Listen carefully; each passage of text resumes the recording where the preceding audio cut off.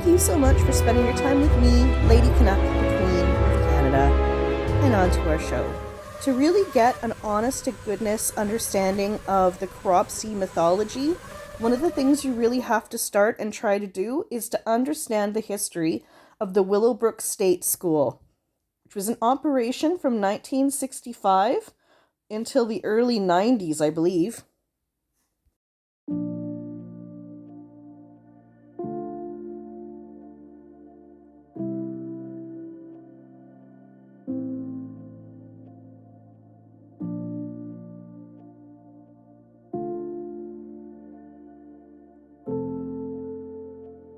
I just wanted to bring it up here. It's kind of an interesting aside, but we have a very, very, very similar institution to Willowbrook in Vancouver, BC.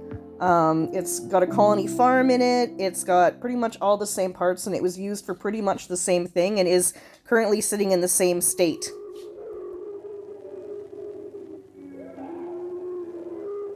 Well, I visited the state institutions for the mentally retarded. And I think particularly at Willowbrook that we have a situation that borders on a snake pit and that the children live in filth. I think all of us are at fault. And I think it's just it's long overdue that something be done about it. How long have you been at Willowbrook? 18 years. How is it living on the ward that you live? Disgrace. The attendants are trying their best, but the staff is just too small to do anything more than just try and keep the place clean. When there's only one person to take care of 30 or 40, nothing good can possibly happen. No rehabilitation, no training, nothing. The attendants are as much the victim of the conditions here as the patients are. Just in case any of you were too young, that's a baby-faced Geraldo Rivera. My problem with telling the story 50 years later is that I'm like Pavlov's dog. I react and I get flashed back to that, to the obscene, the torture of the residents, the inmates there. It was something so utterly terrible that it was almost unbelievable. This was a secret enclave. The system had set up a way that would not allow any ordinary people to see what was going on inside these brick buildings. I was given this key on that first day of work. Pretty heavy steel key that you can see. I was told to go to a certain building, and I went there and I opened one door. It was a very heavy metal door. Turned the key, opened it, and I walked a couple of steps and I had to open a second door. I was directed down to the end of the hall. There was another steel door. At 19 years of age, I basically said to myself, what have I gotten myself into? Who is locked behind 3 steel doors? Pushed the door open, and when I walked in, on the other side of the door were 40 toddlers. And why in God's name were they locked behind 3 steel doors? When I applied for my job, I was really never taken to any of the wards. They just accepted my application and they told me when I would start. And then I went to building 6, which was my building. And the building supervisor opened the door to the day room, and there was the chaos. You have no idea what was inside, no idea the savagery, the squalor, the illness, the infectiousness, the violence that was just the norm every day. It had a stink to it that got into your clothes and into your skin. How unattended, it was hell on earth.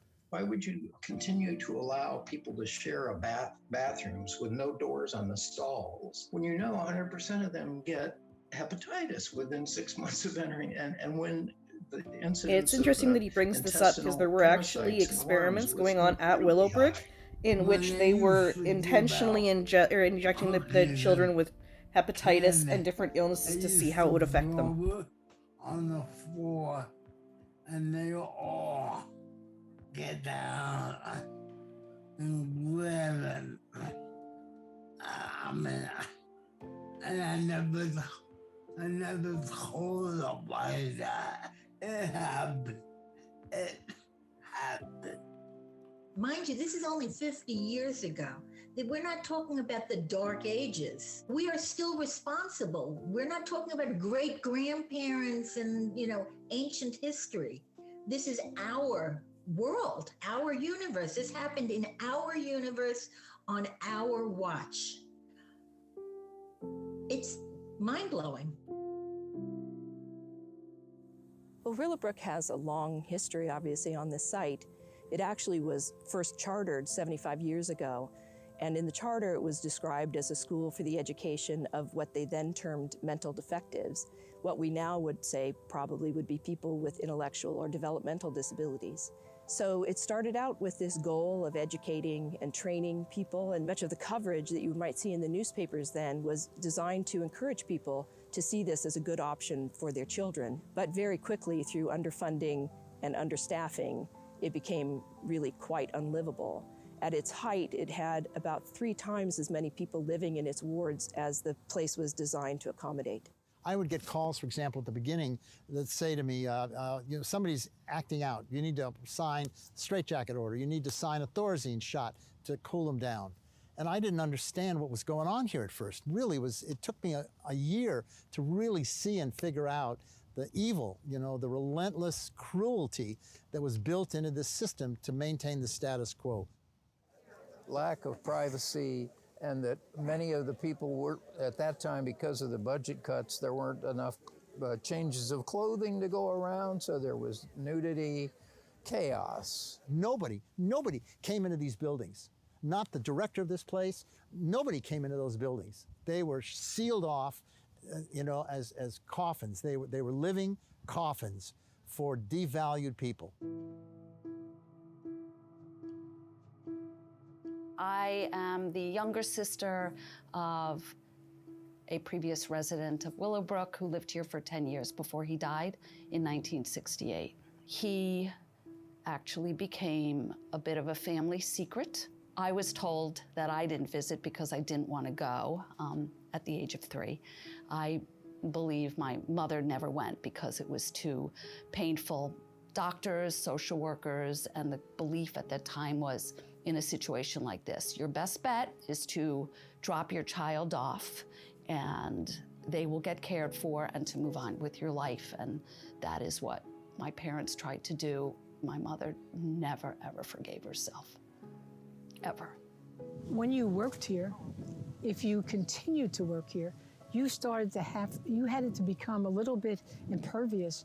You had to be able to deal with this. I always say that we became a little bit institutionalized because this was such a surreal thing.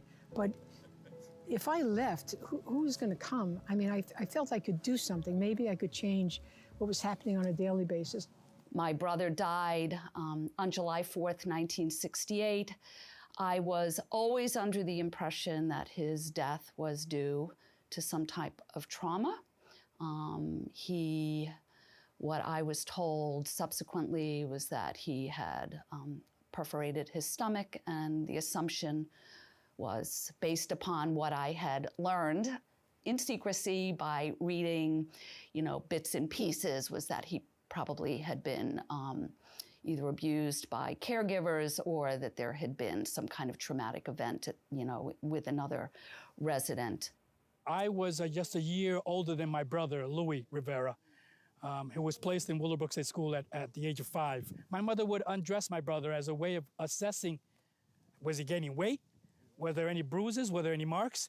That's how families tried to monitor the care, because we weren't allowed to ask any questions. My little girl was 2 years old, and we never knew where the children slept or who fed them. The first visit, I had to cut her hair because it was matted. The director sent me a letter and told me if I didn't like it, they'd take her out. So I got on the bus that next day. I came out to Willowbrook. I sat there all day long until about 4 o'clock. Secretary said, "We're closing now, you got to leave." I said, "I'm not going in the place." And finally, he decided to beat me. He didn't even look up at me.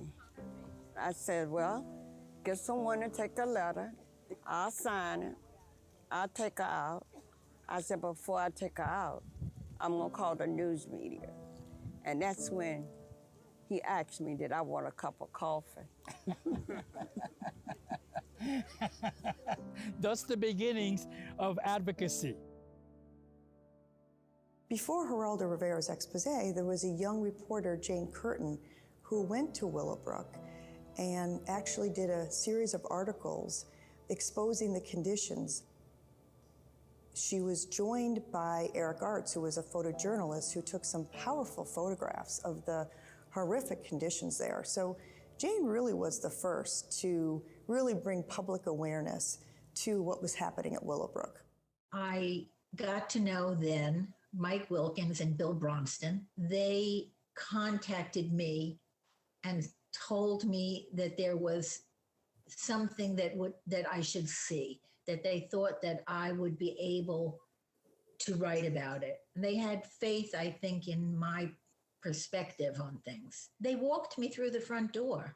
I mean, I was with people who were taking chances, but there had been no prior exposure, so there were no alarm bells.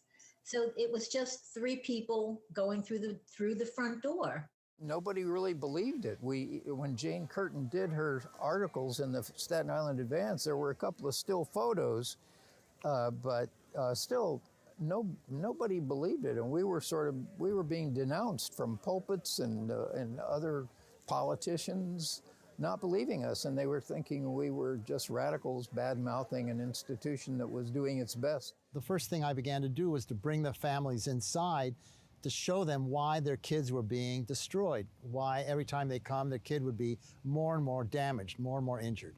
Bill Bronston and I quickly observed and concluded that the most progressive element in that institution was the parents. That led to meetings where I began to set up seminars for the families in order to understand why they had to get their kids out of here. The parents got involved, they got organized, they got confident because their meetings were really big. We had a meeting of one Sunday with a large group of parents. The director, Dr. Jack Hammond, was invited. He was asked to take a public stand against the conditions where there weren't enough clothes, there wasn't enough staff.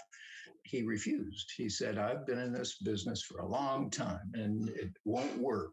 They ejected him from the meeting at that point. That was a Sunday. And that following Monday, there was a memorandum circulated through the institution saying that no employee was allowed to attend a meeting of the parents' organization. But the next Sunday, I did attend, and so did Bill. And then we were promptly given our pink slips.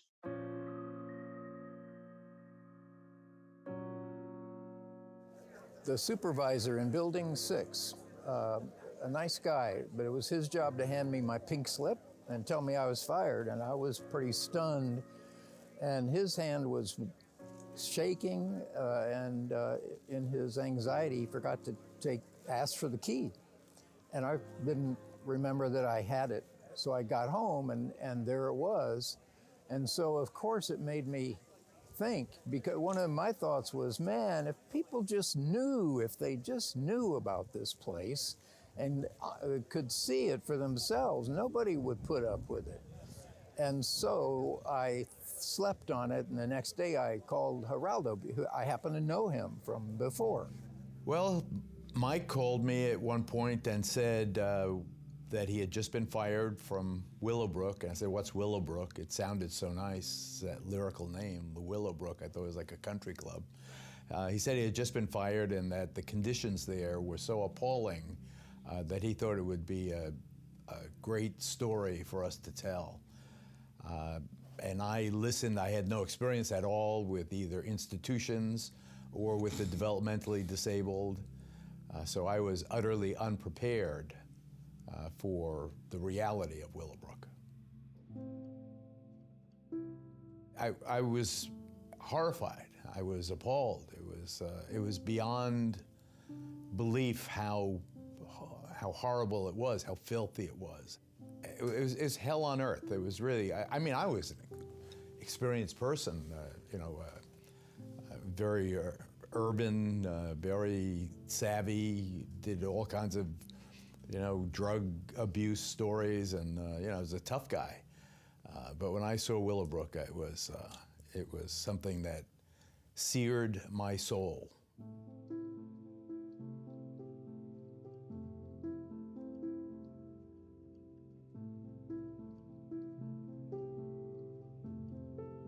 The administrators had a colder, academic, excusing in a way as thinking that we were naive, that there was something that we were missing. And I think that my ignorance was my strength, in the sense that I looked at it and said, are you kidding me? I mean, you have children unattended and smeared with their own feces and wailing under the sinks, their pants down around their ankles, eating slop. I mean, what is it that I don't understand? The conditions are getting worse every time they cut the budget more and more. I got back to the eyewitness newsroom, and there were a barrage of calls from New York State officials, angrily denouncing our trespassing and threatening lawsuits, and without authorization violated the privacy of the residents. But there's no privacy anyway. There was no privacy anyway, very eloquently stated. They lived, everything, all communal. So to his credit, Al Primo, the director of Eyewitness News, and the assignment editors said, okay, they suspended judgment. The film came back from the lab. They saw the film. Everyone's spine stiffened, and they said, we're going to go with this story. It changed the world. But even Bernard, with his tragically eloquent plea for help, doesn't really understand that what Willowbrook needs isn't more money. More money would certainly help. At least the kids would have clothes and they'd be cleaner than they are now, but they'd still basically be human vegetables in a detention camp.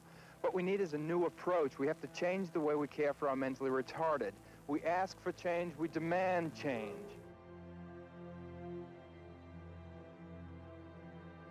The question was, what was the solution to this place? They wanted to fix it, of course. They wanted to pour another few millions of dollars into this place because they didn't have another alternative paradigm in their head. And our job was to stop them from fixing this place and to shut it down.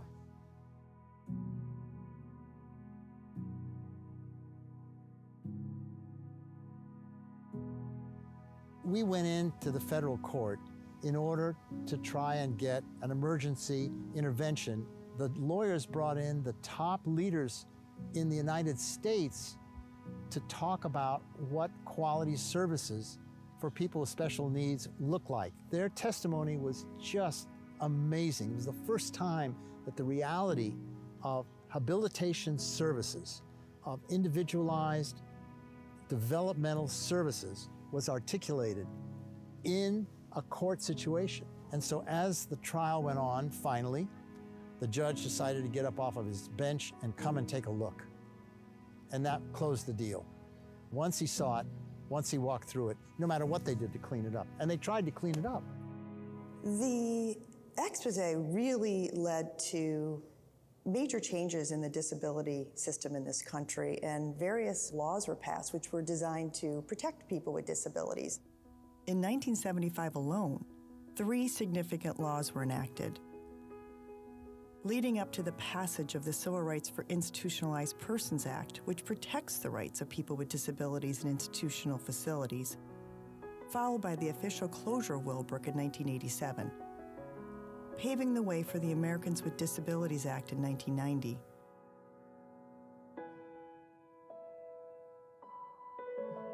Did I take you back into Willowbrook? I never went back. You never went back, yeah. I wish that I never did.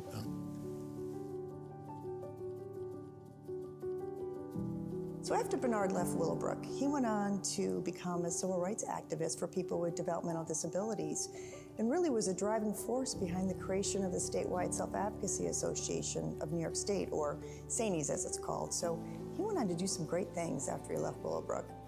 We're not there yet, but we're getting there with all the advocacy, parents advocacy, self-advocates, SANES, and because of Bernard Campbell, it's all started because of him, and we're grateful. You know, we got a long way to go. This is gonna go on forever until we change our attitude about people with developmental disabilities. Bernard he went on to have a career in advocacy. Where would he have been if he'd never met Wilkins and Bronston? He became a symbol of potential realized. Willowbrook affected the entire world. It is the ground zero for disability rights. What I saw in my brother was a desire to live, a desire to experience the world as we know it, that was deprived and denied of him by virtue of the institutionalization that he was subject to. I think it's also important to remember that there were probably thousands of children who never survived being here, and they need to be remembered too. The cost is a human cost, and being robbed of that potential in one's life is just a tragedy we would never want to see repeated again. There's no way to go ahead without remembering what happened in the past, because it gives us direction. It tells us we have learned this lesson. There's a duality for me with Willowbrook. I think back about some of the saddest things that I saw here, and then I think about the fact that this little boy, Josh, that learned to walk when he was 8 only because there was no one helping him, that he took his first steps to me. And when you grow up in an institution, we stunt that curiosity. So I think about the sadness of it, but I think about Josh walking towards me and how that filled me. Those images that we saw in Geraldo Rivera's expose, or in the photographs by Eric Arts that appeared in the Staten Island Advance, the images that make us hurt, that's not that whole person. That is that person in that historical moment. It's important to remember that these are people with voices and dreams and hopes. The very first word that comes to mind is the one that came to mind for decades, which is shame. For me, it was a source of great shame that this happened to my brother. Over the years, and especially now, I don't really feel shame anymore. I actually, especially today, I'm extremely grateful. I'm just grateful for the work that was done by Geraldo Rivera, by the activist physicians and parents, and unfortunately, my family did not benefit from that. It was too late for us, but not too late for so many others.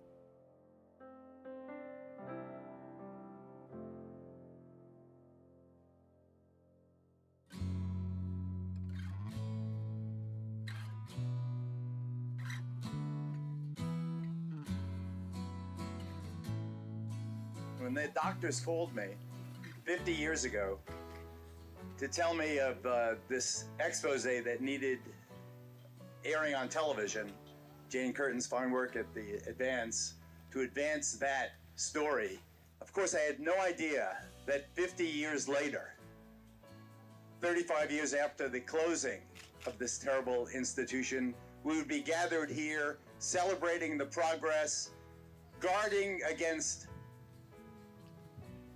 deterioration and budget cuts and so forth. But the world has changed for the developmentally disabled. They have come out of the shadows.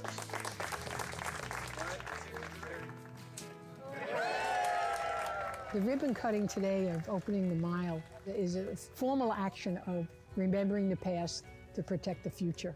For now, it's about people walking on this mile, walking on this property, and starting to really critically think and take steps. And they can take personal actions to make sure that this never happens again. Be the change that you want to see. That's exciting to me, to see what has been built on the ashes of that, the phoenix that has risen from those ashes. And that's the legacy.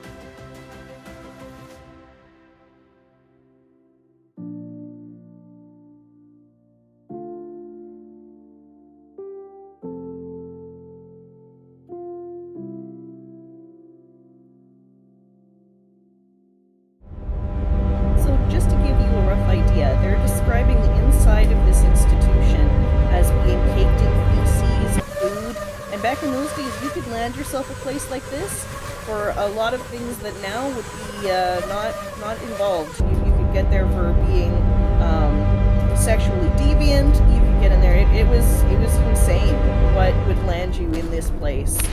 And I think for a lot of people, they wouldn't have believed what was there if you shoved it right down their throat.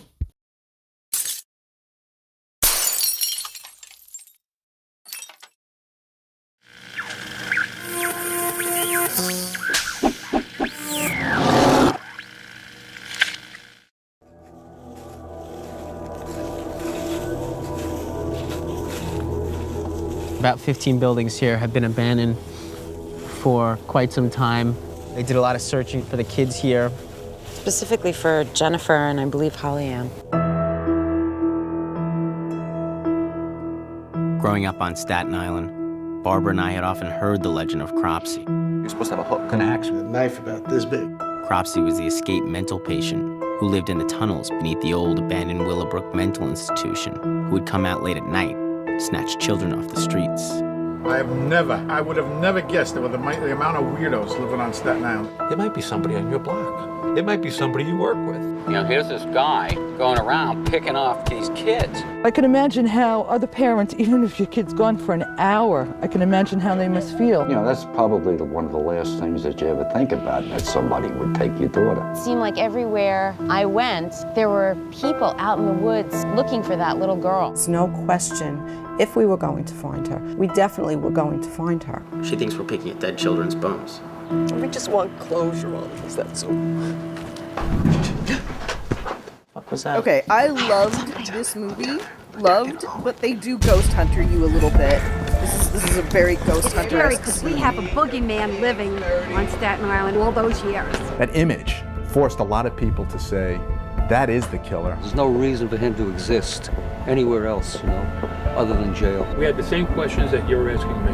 Why did he do this? What set him off? It's sort of like putting a puzzle together. You know, he likes to be the center of attention, the keeper of the secrets. So I think it'd be great if you could speak for your What if we warriors. just do audio? Safety, I will not go on. Do you think they're all around us? Yeah.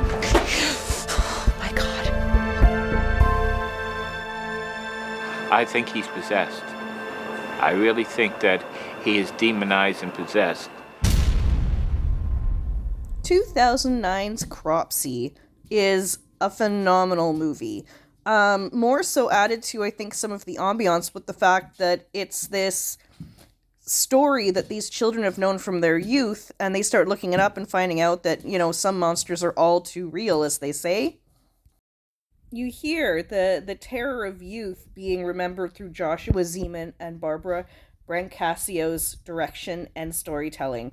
It's very, very enjoyable. It's kind of a brief format of some of the information. The first video clip that was in there, that was the Willowbrook State School one, and boy, was it ever full of a lot of stuff. There was an expose in 1972 done by Geraldo Rivera, which is really the first time anyone had seen inside one of the schools, and he was just a small-time news anchor when he broke that story, and it's kind of what propelled him into being a major daytime TV force. You're all probably a little bit too young to remember him for the most part, but he was a thing for a while. So, Cropsey, the story, is based on a serial killer named Andre Rand, who went by a number of different names, including the Drifter, Frank Bruchette. He was actually born Frank Ruchon.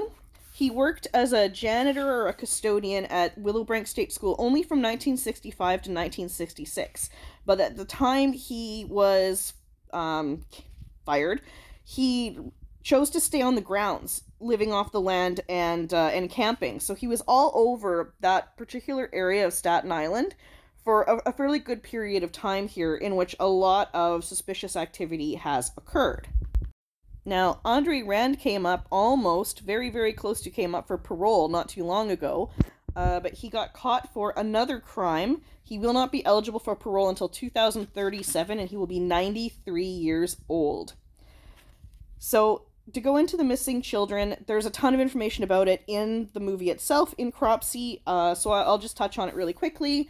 The missing children that they have pretty much for sure attached to Andre Rand are Alice Pereira, who is 5 years old in 1972, Holly Ann Hughes, who is 7 years old, Tyahese Jackson, who is 11 years old, Hank Gafforio, who is 22 years old, and Jennifer Schweiger, who is 12 years old. He was arrested in 1969 for the attempted rape of a child. He was arrested again in 1983 for kidnapping a bus with 11 children on it, and then again in 2004 for the Holly Ann Hughes, but he didn't get convicted for her murder. He only got convicted for kidnapping her because they never found her body. There isn't a ton available about Andre Rand's childhood and development, other than that his mother had lived a fair bit of time at the Pilgrim State Asylum. So you definitely get the impression there was some mental health issues there within the family and some other things. I actually looked it up because there's the area that they were in has a few different landmarks that were kind of seen as being a part of his hunting grounds, that they searched heavily for all of the missing people that they never found. Those included the Willowbrook State School, which was a huge campus, the farm colony, particularly around the Baron Hirsch Cemetery, the Mariners Harbor Motel, which Andre Rand was known to reside around. The Vreeland Street area was his former residence and approximately where Holly Ann Hughes disappeared.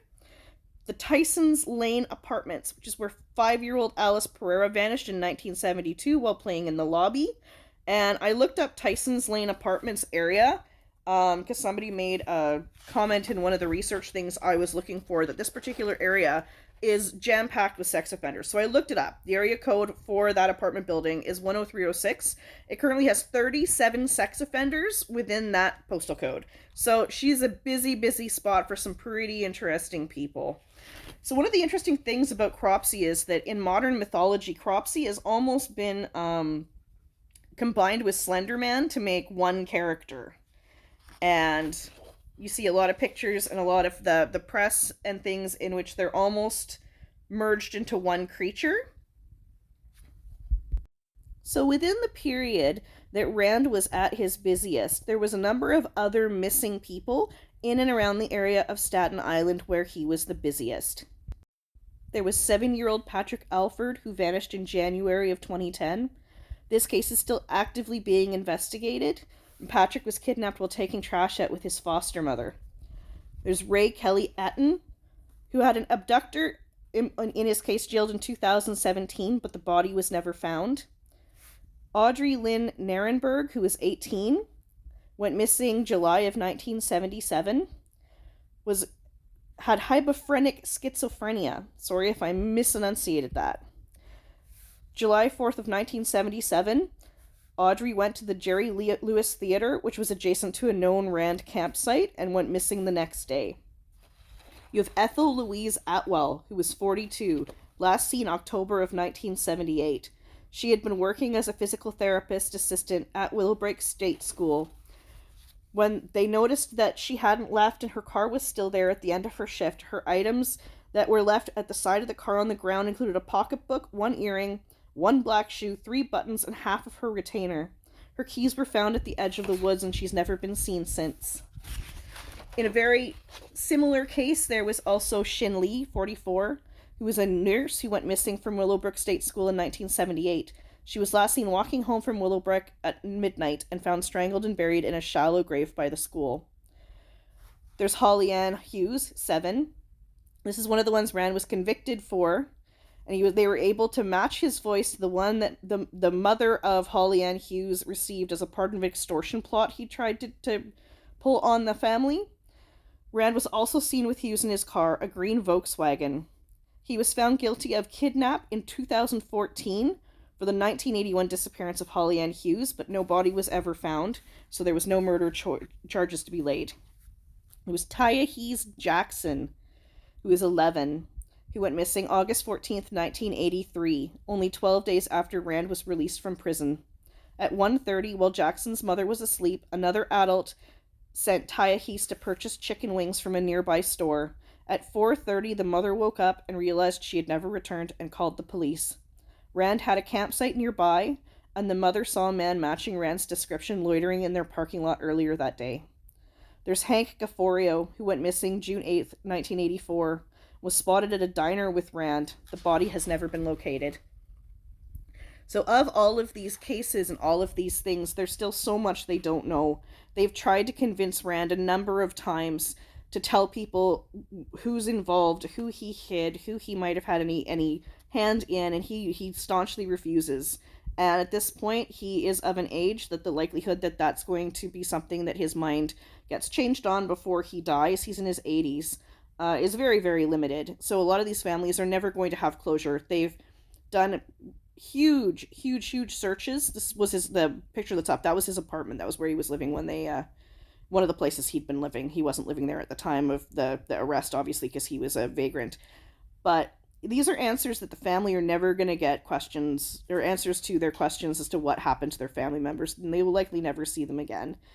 And it's kind of one of those ones that's wibbly wobbly a bit, because the movie, the Cropsey movie, is so intertwined with this real case, and it does definitely add a layer of intensity to the documentary. It's creepy as all get out at times. You feel there's a palpability to the directors and their memories of this place, and they're remembering what was going on in current times. You know, they happen to be young enough that they wouldn't necessarily have been aware of all of the disappearances, but they definitely would have had some memory of these, and children were told for generations to hide.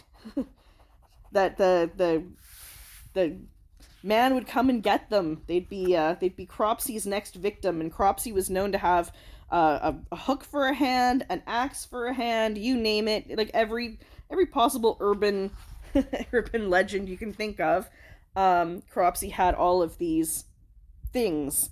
So they kind of made him into this everything all at once sort of bad guy out of this very, very mentally ill real man. And it's 10 out of 10. Definitely give it a go. It's me, the Queen of Canada. If you enjoy my content, definitely sign up. I'm trying to get out at least one review a year, or one a day for the year. I'm trying my goal is 365 this year. So lots of good movie reviews, lots of chats. If there's anything you'd love to see me review, please leave it in the comments, like and subscribe.